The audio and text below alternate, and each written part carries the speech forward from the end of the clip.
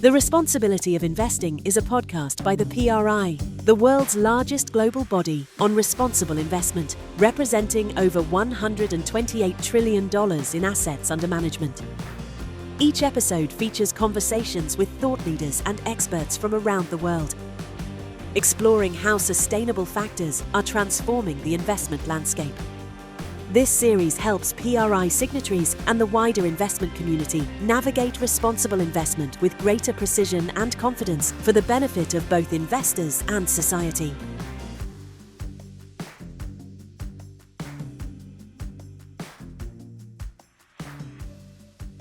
Welcome back to our podcast, The Responsibility of Investing.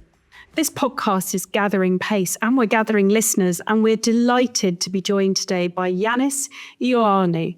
Ioannis is the Associate Professor of Strategy and Entrepreneurship at the London Business School, where he focuses on sustainability and corporate social responsibility and is a leading voice in how businesses can contribute towards building a sustainable future.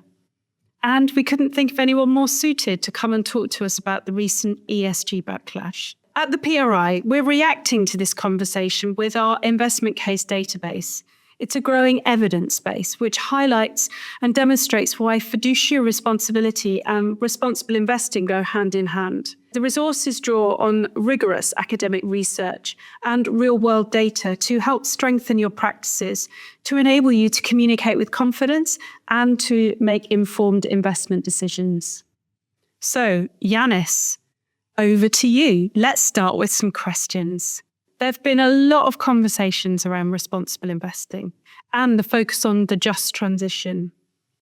But you argue that currently we are in a very disorderly transition, let alone a just one. Can you start off by explaining what you mean by an orderly versus a disorderly transition, please?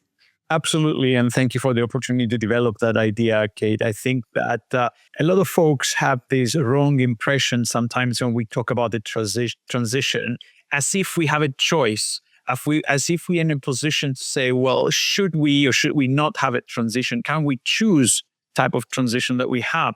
And I think that's inaccurate, because we need to sort of integrate in our thinking our scientific realities. We know, right from, for instance, the planetary boundaries framework, that we are significantly overshooting the boundaries of the planet, where we talk about climate change, biodiversity, the plastics pollution, the acidification of the oceans, and so on and so forth. So in a sense, in the environmental sense, we're living beyond our means.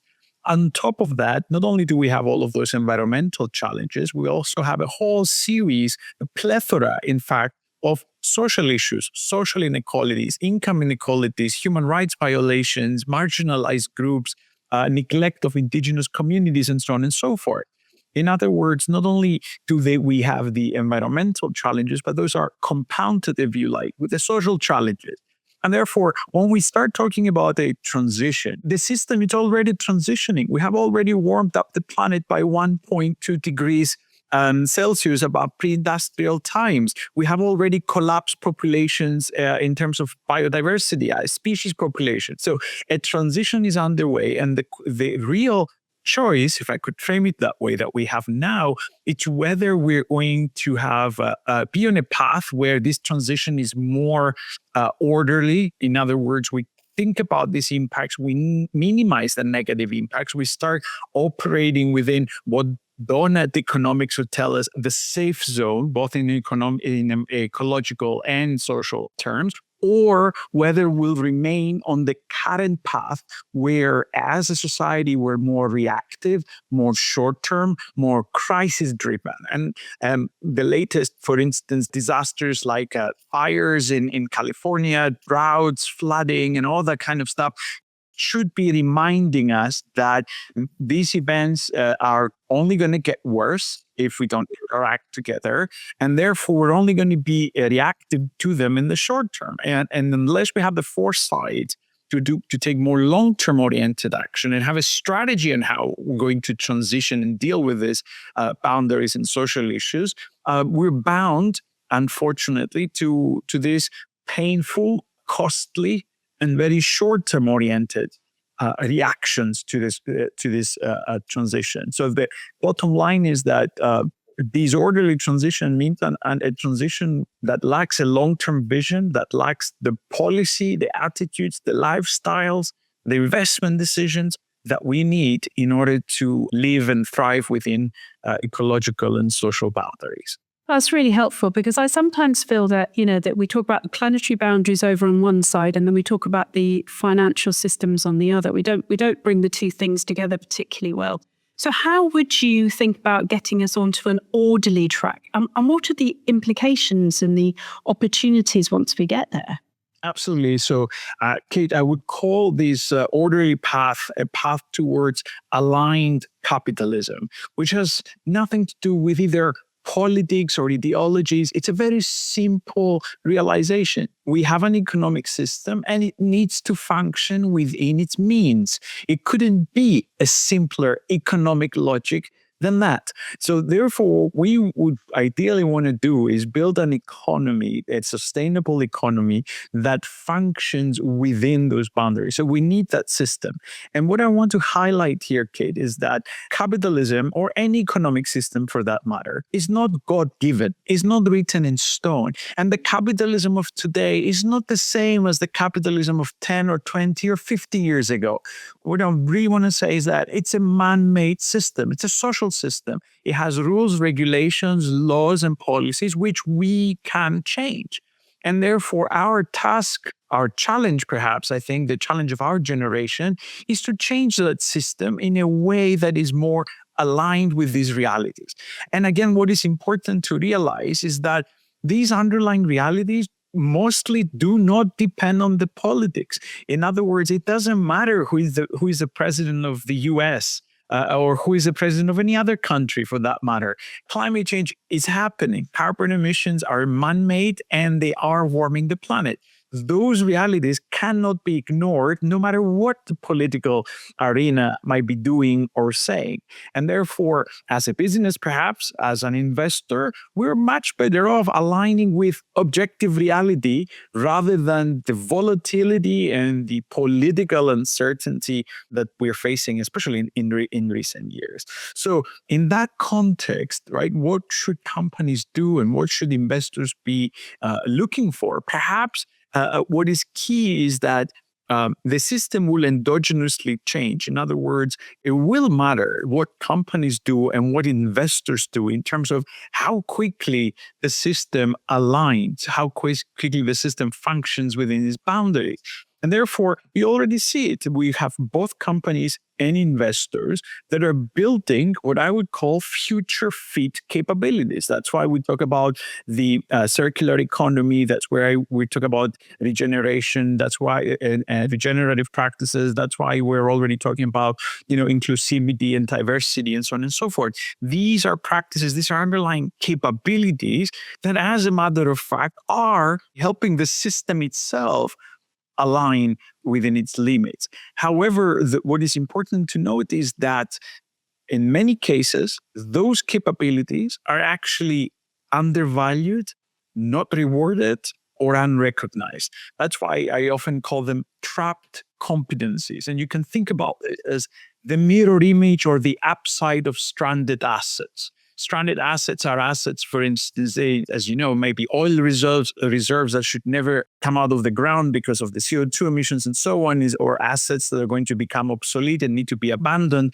So we have to think about trapped competencies as future fit corporate capabilities that, because the system today is misaligned, their system fails to recognize their value, and therefore, both for investors as well as companies, you can see the clear incentive. In order to unleash those competencies, you have to align the system. But there's a win-win in the sense that if you align the system, clearly you have fixed capitalism, but at the same time, in so doing, you have unleashed a set of competencies at your business that would make that business thrive in this new system. Right? And therefore, the short story is that corporate leaders and investors today who are able to recognize those trapped competencies and how future fit they are, because they have to be if we're really going to talk about a system and a world and an economy that lives within its means. The challenge is to either build, develop, or actually invest in those companies, and in so doing also advocate for systems change. So in summary, we are living on a finite planet. We've already exceeded 6 of the 9 planetary boundaries. We're not heading into a particularly good place for the other 3 either. And we need to get into an orderly position rather than a disorganized and disorderly and chaotic. And so working towards an aligned capital space enables us to start to recognize what stranded assets are, but importantly, to identify and release these trapped opportunities from a responsible investing perspective. So building on the trapped opportunities, how should investors align around those competencies and build financial incentives in this area to generate alpha and to create impact? That's a very important question, Kate. And I think that the right sort of mindset to look at these opportunities is, as investors, of course, you want to do better than the market, right? And therefore, here you are right in front of you, an opportunity that effectively tells you it will do better than the market, especially if these companies are first movers in terms of building these capabilities, because we have to be very clear. These are not sort of the regular capabilities. They're a lot more forward-looking, and they are, in my view at least, they're a lot more complex. Why? Because these are capabilities that have to do, first of all, with the broadly defined environmental and social domain. So they're not just technological innovations, for instance. There are these additional dimensions of value creation that are incorporated in this. And at the same time, these are competencies, and this is very important, that have the potential to shift, at least to some degree, the system.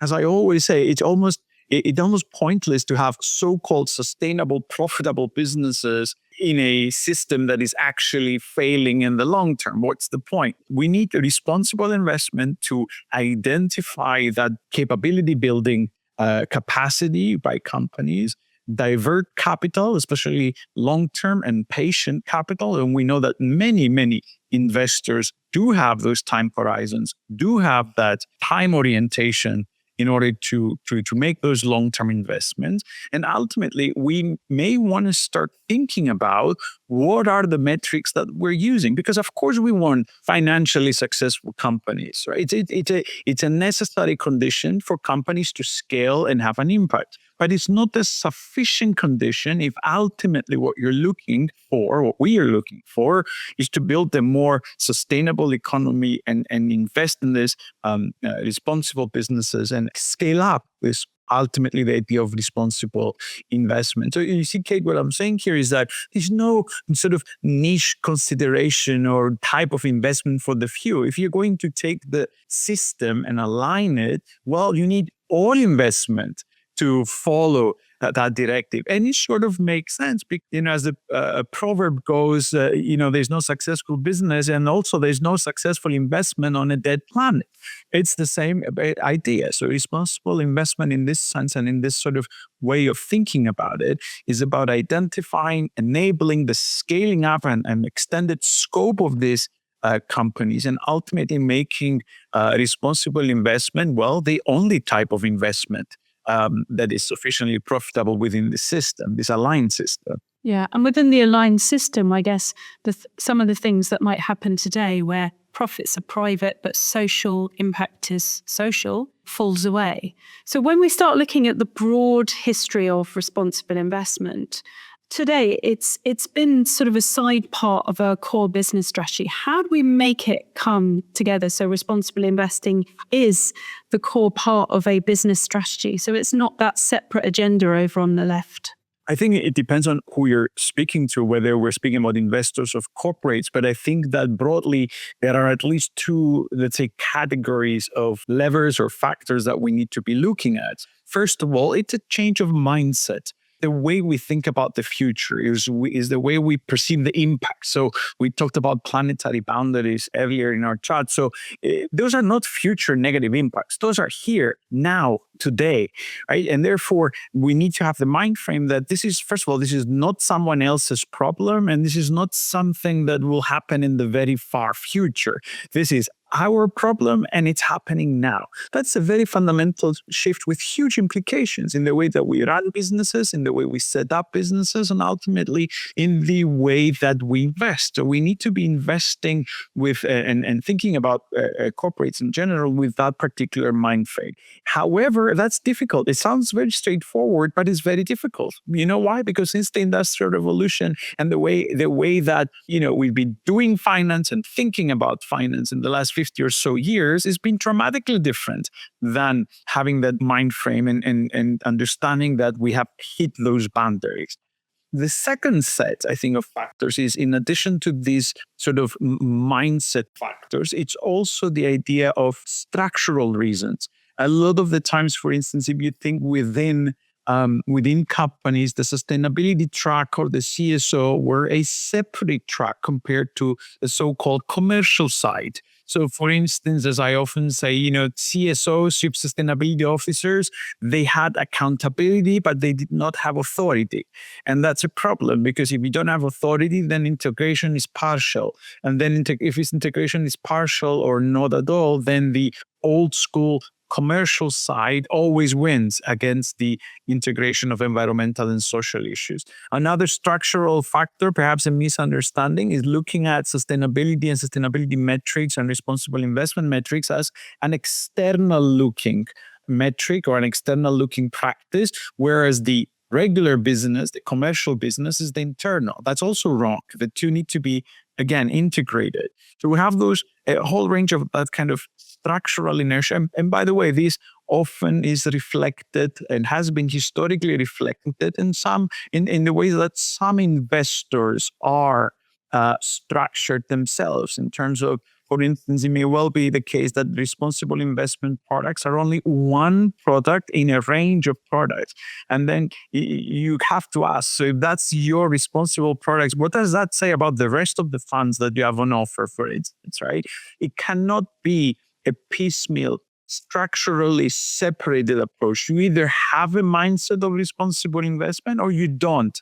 You cannot only have it on Fridays, or you can only have it in some of your products if we are all going to be serious about progressing to a sustainable economy. So overcoming the inertia of old school mindsets and really changing the structural impediments to true integration, both at the corporate as well as the financial level. And of course, we can also talk about, government, regulation, and international institutions, which are a whole different topic. We need to bring that integration more center stage. Yeah, and I guess as pressures and margins squeeze in organizations, the stuff which is deemed nice to have just floats off to the side again. And that can't be the case for the long term, particularly for some of these very big investments like pensions with very long liabilities.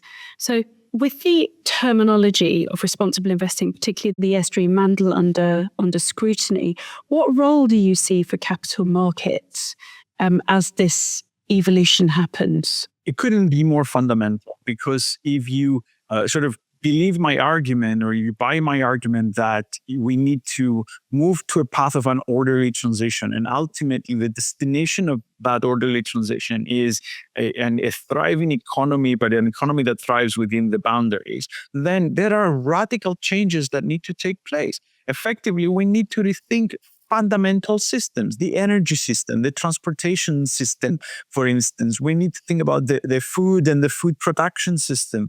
All of those systems need to be rethought. We're talking about effectively a new industrial revolution, a new underlying infrastructure to support a new industrial revolution. How are we going to do all of those things without financial markets? How are we going to do all of those things without the ability of companies to scale up those solutions?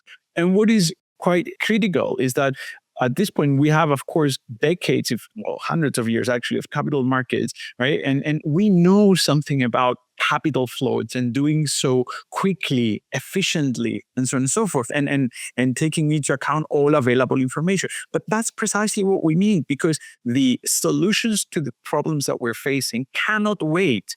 In other words, we need quick, rapid, efficient scaling up.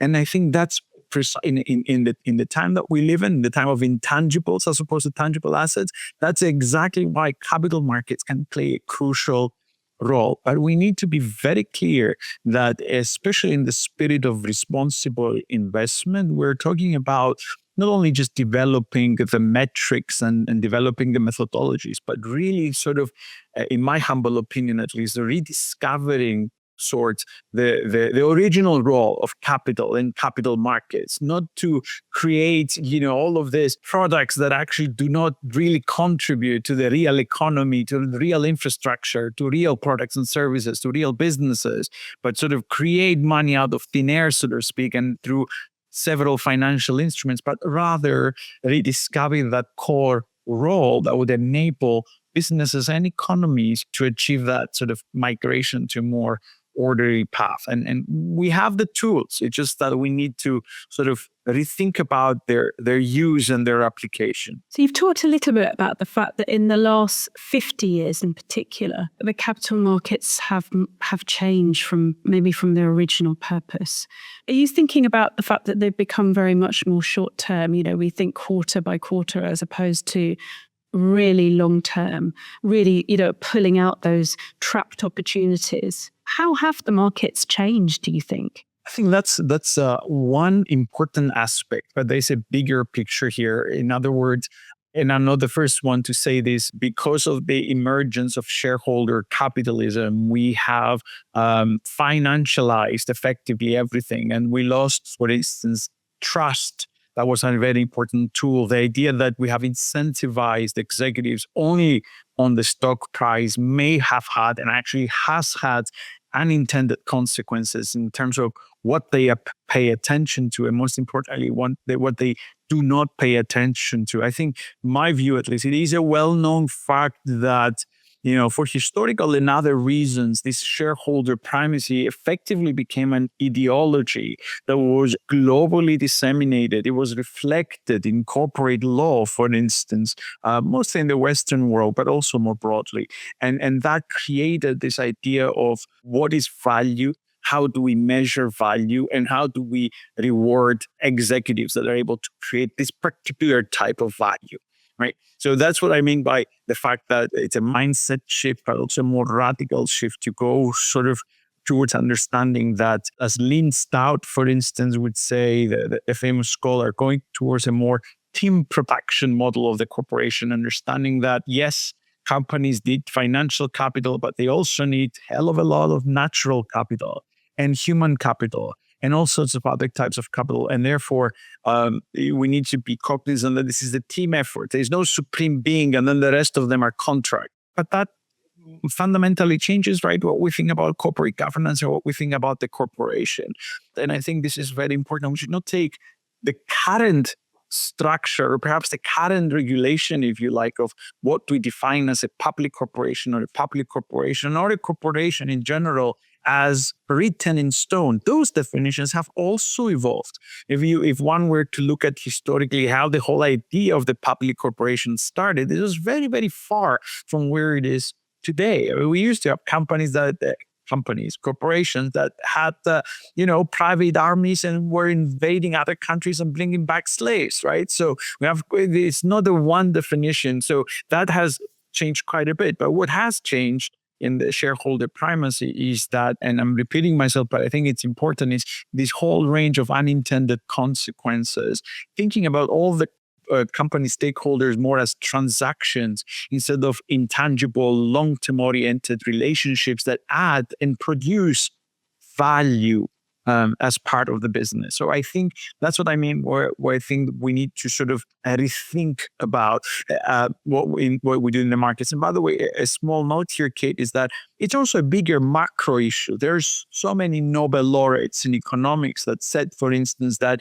GDP, it's a bad measure. We should stop using it. It's also a flow measure, right? We should start thinking about Well, stocks and stocks of very different types of capital, not only financial capital and not only even economic capital, natural capital, for instance. If you read, for instance, the latest book by the famous economist Desgupta, who also did the biodiversity report, it's a profoundly eye-opening read with respect to, as he actually says, the underbelly of this economy that has actually been depleted, and those asset stocks that have been depleted. So we need to have that more balanced view. So I think that in the 50 years, the pendulum went too far on the one side without, as Professor Desgupta would say, looking at the underbelly and the cost, the associated cost that came with it. Yeah, no, that's really interesting. And I've worked in commercial organizations where the quarterly share price becomes the narrative from quarter by quarter. So yeah, I really can associate with that. Do you think long-termism is under threat? Or do you think what you've just described means that actually what we need to do is head back towards long-termism? We just got distracted by short-term quarterly prices. It's almost a philosophical question if we have a choice. Because given the situation that we're in, given the climate crisis we're facing, given the biodiversity loss, given the social inequalities, the rise of populism, and so on and so forth, I mean, I wish we had the choice. And if we had the choice, and if I had the magic wand for all of us to become long-term tomorrow, that would be the ideal outcome. What makes me sometimes more pessimistic, Kate, is that it's not only a matter of time horizon. And if I can explain what I mean by that, in recent years, we have seen, sadly, tragically, I would say what many have characterized as the collapse of multilateralism at the global level. And therefore, starting from that starting point, it became so much more difficult to deal with global issues that every single country on this planet is facing without global collaboration.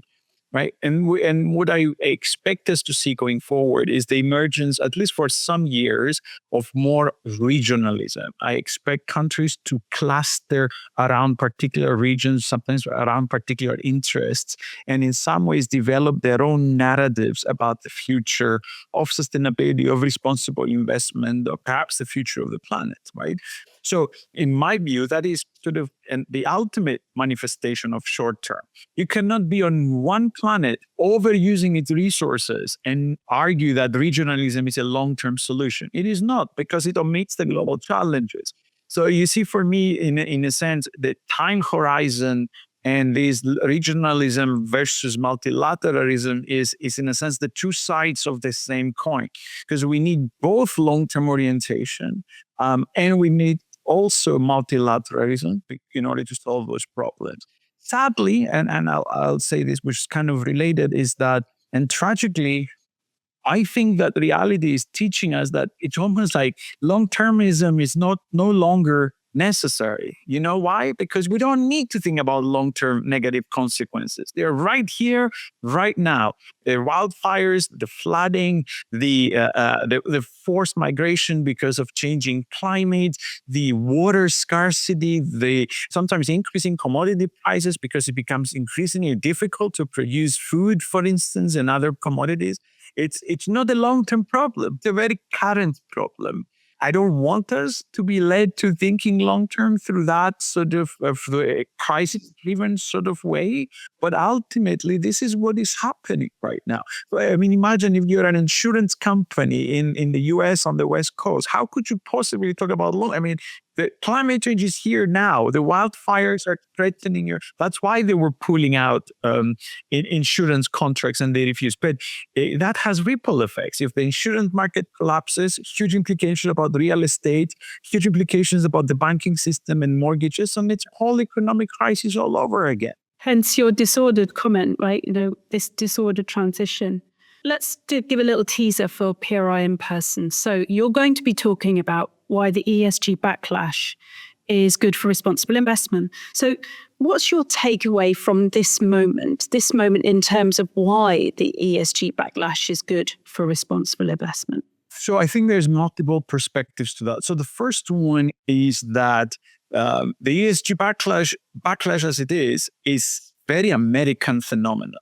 So the positive side of that is that it I mean, for me personally, at least, it forces you to open your eyes to the whole wonderful wide world outside the US, where there is the anti-ESG backlash is not so pronounced, or is not an ideological war. For instance, in Europe and the UK, we have the debate, if you want to call it that way, in terms of priorities. After the Draghi report, we know that we lack in productivity, wage growth, and economic development. And now I think we ought to be having a very healthy discussion about how do we combine responsibility, sustainability, and economic growth. In other parts of the world, take the Middle East, for instance, it's a matter of national priority. In other words, diversifying away from fossil fuels.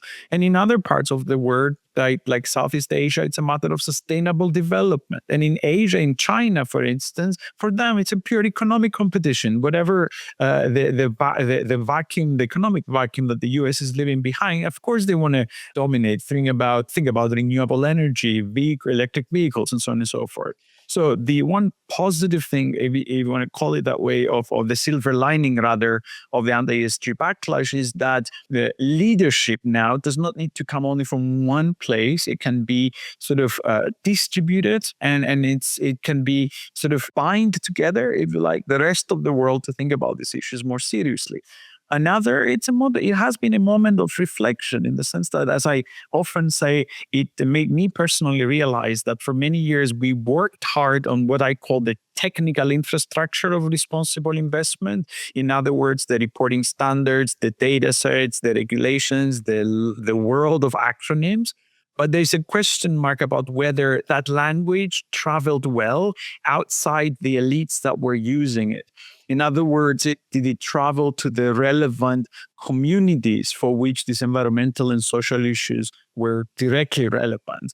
I think it hasn't been, to the extent that we have built a relatively robust technical infrastructure for responsible investment. We now need to add a layer of what I would call the narrative infrastructure.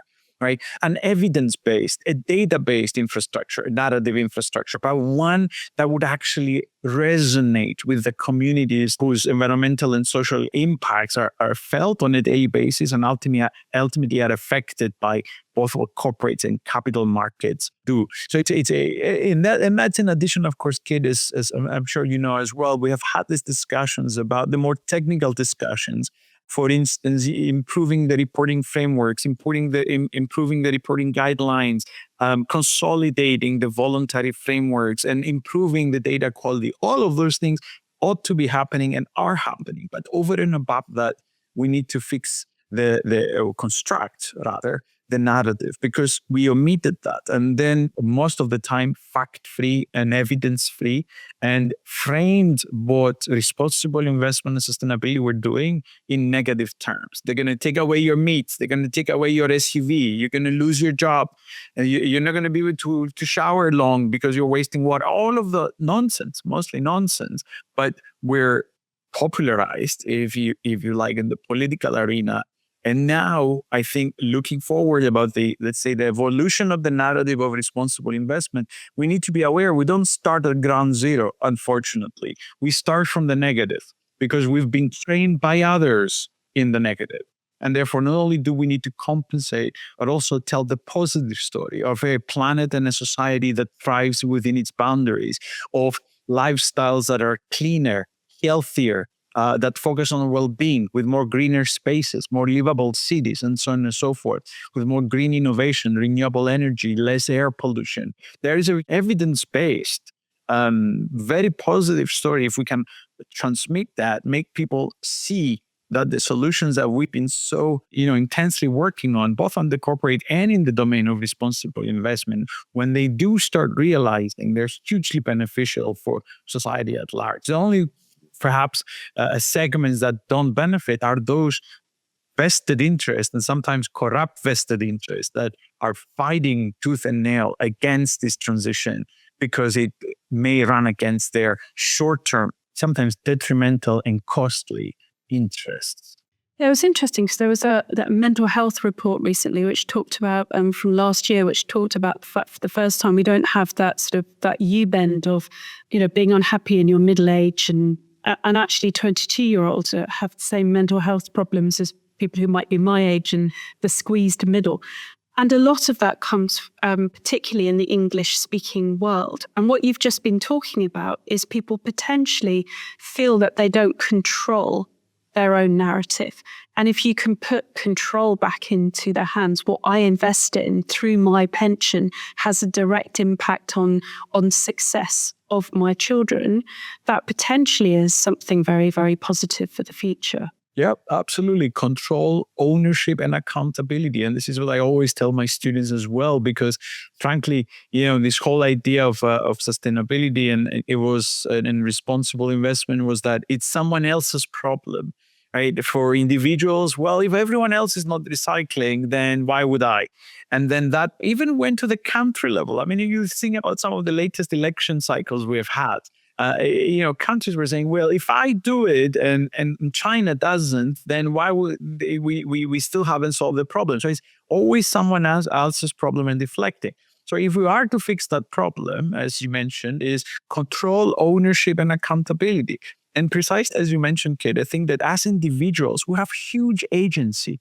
Yes, in fact, our savings and our pensions are a hugely effective way through which we can say, well, actually, we do care about how our money is used, how it's being invested. Where is this capital going? Is this capital that's making the world when I retire and a place that is worse than it is today? The agency extends beyond that, right? Because it's also, we vote for our feet in terms of the companies that we work for. We may vote in the political cycle every 4 years, but we vote on a daily basis in terms of the products we buy and the businesses that we try to have transactions with. So whether we vote with our wallet on a daily basis, whether we vote with our feet in terms of who we work for, whether we vote in terms of how we vote politically, and also how do we use our money, all of those are agency, and all of those are power, and those are individual power. And if you aggregate that up over many individuals, that's how change comes about. We just need to realize that, we're not helpless singularities within a system that's controlling everything. Rather, the task here is that, we have, and the system has changed, and we can change it as long as we align on the narrative of where we want to go. But if we add in the joy of the eighth wonder of the world being compound interest, the things that you choose today have a compounding effect going forward. So you've talked about communications playing a key part. What do you think investors can do? We've talked a little bit about their own agency. How do they get that agency, and how do they improve their dialogue? How do organizations, institutional investors improve that dialogue with their beneficial owners, the people who ultimately own the pensions? So I think that there's many ways to do this. I'm actually quite excited that a lot of these new technologies will allow us to implement that sort of engagement at a much lower cost that was previously thought, for instance. I also think that, especially when you talk about pension funds or more broadly institutional investors and long-term investors, one of the challenges in terms of communication was in fact conveying the message and explaining the message, if you like, of why long-term investment makes sense, why responsible investment makes sense. Those are nuanced messages. It's not simplistic messages. I think, again, that new technologies like the LLMs and the AIs can actually help us in that respect. And I have seen, there's think tanks already talking about how these LLMs, they might sometimes have very negative impacts on the politics, but they can also have many positive impacts as well. There's already studies that show that, for instance, people that are prone to conspiracy theories, when they have a conversation with an AI instead of a human, they're much less likely to be conspiracy theories.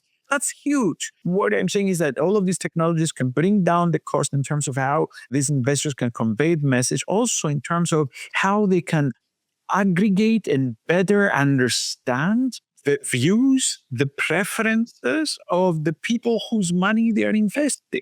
Because that's another challenge, right? And technologies allow us to be able to not only gather that type of information, but potentially integrate those preferences into portfolios. And to the extent that, as we always discuss, that especially younger generations want to have that positive impact through their portfolios, through their savings, through their pensions, then the more of those preferences we can capture and the more we can integrate them into, novel new products, perhaps new technologies like blockchain, for instance, and smart contracts, then we're able to better reflect sort of the vision of where we want to go.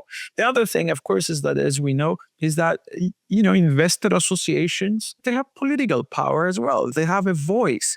And they can say, of course, we're bound by the mandates of our clients, but you know what? Our clients do want this long term. Our clients do want to retire into a better, healthier world. And we do hold stocks a lot longer. So in some ways, in quite specific ways, we have a bigger say in terms of the companies that we owe, or in fact, the capital that we're moving about. So I think there's several of those ways, and also realize that, again, it is that markets and even funds are, again, man-made. These are contracts. They can be changed, and a more united front and a more cohesive voices can achieve that change. The short answer to your question, perhaps, is all of those pathways through which investors in general can exercise that voice, but also through their processes and structures, enable the expression of that voice by the people that they're serving. So what I'm taking away is we live on a finite planet. It has finite resources, and it doesn't matter what we do. That's a fact. And on the other hand, we have a man-made, constructed financial services which has evolved over time to meet the needs of organizations. And it's now hit a hard place. It's now hit the finite resources that we're sitting in. So it's going to have to adjust and change. And the best way to do it is in an orderly fashion. And bearing the end investors in mind is really important. And that's why, for example, we've added in the communication awards for the PRI awards, because we recognize it's not just about numbers and data. It's about how do you communicate really effectively. That was really great. That was really helpful. And there was so much in there. But I've got to ask you one last question. It's the question we always ask. The name of our podcast is Responsibility of Investing. What do you think the responsibility is that investors face today? What is their responsibility, and what should they do about it? That's a very interesting question. I mean, given the discussion that we have had, Kate, I think that the responsibility of investors is to make investment decisions that are consistent with what we discussed earlier as an aligned capitalism. In other words, investment decisions that are consistent and aligned with the ecological and social realities that we're facing. And if I were to be a tiny bit more ambitious with my definition of responsibility, I think that it's a responsibility not only to be aligned with that system, but in fact to restore and regenerate the system, and to the extent possible, not only minimize the harm, but in fact produce the positive impacts that would allow us to at least bring back some of those capitals that we have destroyed, whether it's biodiversity, whether it's human capital, and so on and so forth. So the ambitious definition of responsibility touches upon also restoring and regenerating over and above merely aligning the system. That feels like a really optimistic place to end on. Thank you, Ioannis, for your time. Thank you for your thinking. It always helps to hear, how it all is connected. And I look forward to another discussion with you at PRO Person in Sao Paulo in November. For further reading, for further information, please go to the PRI's Investment Case for Responsible Investing, which will be linked in our show notes. But finally, thank you, Ioannis. It's been an absolute joy to speak to you. And we will see you on the next Responsibility of Investing podcast to be aired in the coming weeks. Thank you again.